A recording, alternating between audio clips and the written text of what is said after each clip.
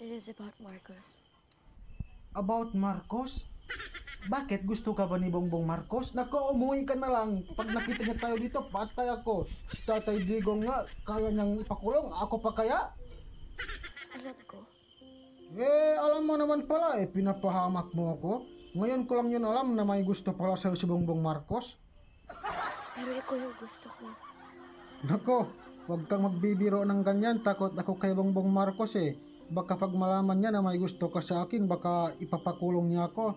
Pero sa totoo lang, gusto talaga kita. Gusto mo rin ba ako? Oo naman, alam mo naman noon pa, mahal na kita. Pero, Pero hindi pwedeng sarili mo lang yung iniisip mo. siyempre naman pati ikaw iniisip ko. Baliw na nga ako sa kakaisip sa'yo Pwede bang pag-usapan muna natin tungkol sa gusto kong dalhin yung kabayo ko sa vulcanizing?